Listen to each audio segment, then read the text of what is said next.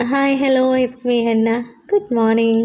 ഞാൻ എല്ലാ ദിവസവും ഗുഡ് മോർണിംഗ് ഒക്കെ പറഞ്ഞ് സ്റ്റാർട്ട് ചെയ്യണമെന്ന് വിചാരിക്കും. പക്ഷെ എന്താണോ ആ നേരത്തൊന്നും ഇങ്ങോട്ട് വരുന്നില്ല.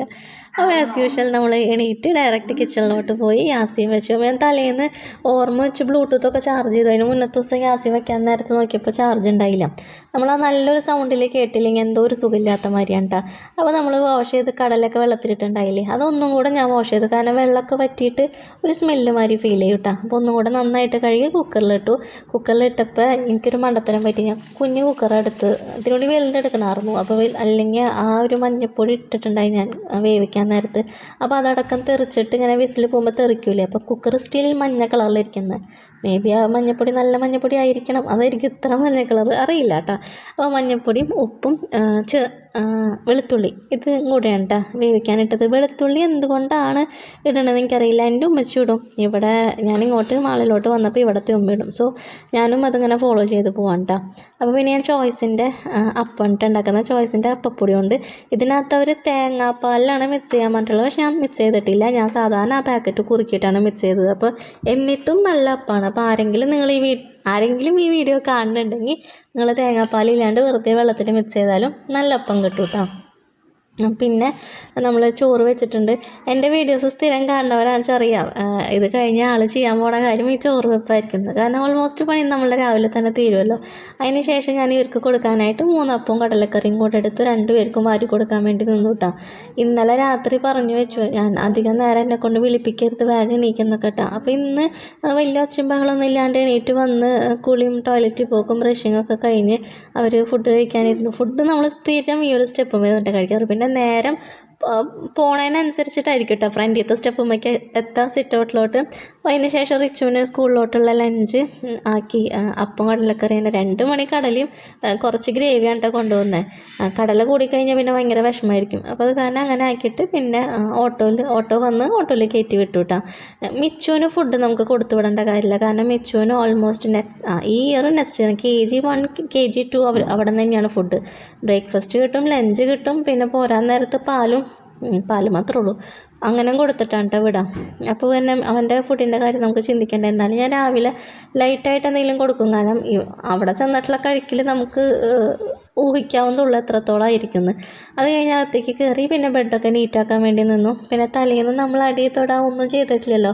അപ്പോൾ ഇന്ന് രാവിലെ അത് കാരണം തന്നെ അടിച്ചു വരാൻ നിന്നു കേട്ടോ. അപ്പോൾ നന്നായിട്ട് ഇങ്ങനെ ഡീപ്പായിട്ട് അങ്ങനെ അടിച്ചു വരാൻ നിന്നു. അപ്പോൾ തുടച്ചില്ല കേട്ടോ. അങ്ങനെ ഫ്ലോറിൽ അങ്ങനെ അഴുക്കൊന്നും തോന്നിയില്ല.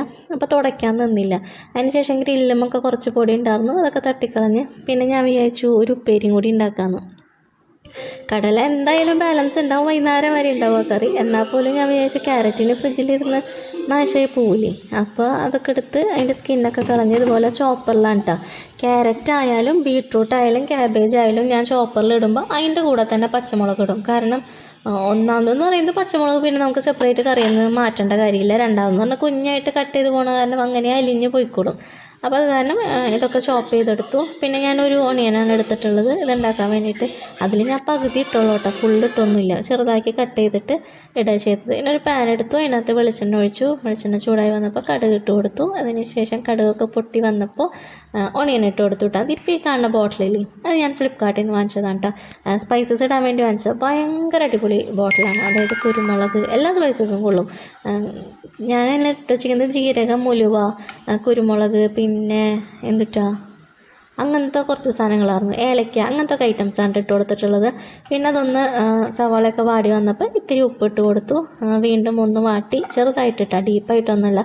എന്നിട്ട് നമ്മൾ കട്ട് ചെയ്ത് വെച്ച ക്യാരറ്റ് ഇട്ട് കൊടുത്തു. കുഞ്ഞു തീയിൽ മിക്സ് ചെയ്തിട്ട് കുഞ്ഞു തീയിൽ മൂടി വെച്ചു കേട്ടോ. ചിലവരെന്ന് പറയണില്ല. ഞാൻ എൻ്റെ 8th 9th പഠിക്കുന്ന സമയത്തൊക്കെ എനിക്ക് തേങ്ങ നിർബന്ധമായിരുന്നു. പക്ഷേ ഇപ്പം എന്തോ തേങ്ങ ചിലവേത് ഉണ്ടായിട്ട് വരെ ഞാൻ ഇടണില്ല. അന്നൊക്കെ എനിക്ക് തേങ്ങ മസ്റ്റായിരുന്നു. തേങ്ങ ഇട്ടാലും നല്ല ടേസ്റ്റാണ്. അപ്പോൾ ഞാനിട്ടില്ല, അങ്ങനെ മൂടി വെച്ചു. നമ്മൾ ക്യാരറ്റ് ഉപ്പേരി റെഡിയായി. അതിന് ശേഷം കിച്ചണൊന്ന് ക്ലീൻ ചെയ്യാൻ വേണ്ടി നിന്നു. കിച്ചൻ്റെ ഇതിലൊക്കെ മഞ്ഞ വെള്ളമൊക്കെ തെറിച്ചാകെ പോയിട്ടുണ്ടായിട്ടാണ്. അപ്പോൾ അതൊക്കെ ഒന്ന് ക്ലീൻ ചെയ്തു. അതിന് ശേഷം ഇവർ കുറേ ദിവസത്തിന് ശേഷമാണല്ലോ ഒന്ന് സ്കൂളിൽ പോകുന്നു. അപ്പോൾ ഒന്ന് ഫുൾ ഫ്രീ ആയിട്ടിരിക്കുക എന്നുള്ളതിൽ വേഗം കുളിച്ച് ഞാൻ കൊത്ത ഫിലിം കാണാമെന്നൊക്കെ വിചാരിച്ചിരുന്നു കേട്ടോ.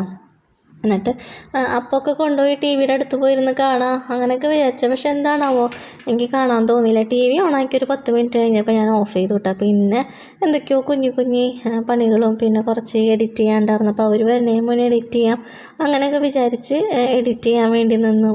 അങ്ങനത്തെ ചെറിയ പണികളായിരുന്നു. ഞാൻ വലിയ ഫയലൊക്കെ ആണെന്ന് വെച്ച് കഴിഞ്ഞാൽ ലാപ്ടോപ്പിൽ ചെയ്യും, ചെറിയ ഫയലാണെന്ന് വെച്ച് കഴിഞ്ഞാൽ ഫോണിൽ ചെയ്യും കേട്ടോ. കാരണം ഫോണിലാണെന്ന് വെച്ച് കഴിഞ്ഞാൽ നമുക്ക് എവിടെ വേണമെങ്കിലും കൊണ്ടുനടന്ന് ചെയ്യാം. ലാപ്ടോപ്പാണെന്ന് വെച്ച് കഴിഞ്ഞാൽ നമ്മൾ അതിനായിട്ട് മെനക്കെട്ട് അവിടെ ഇരിക്കണം.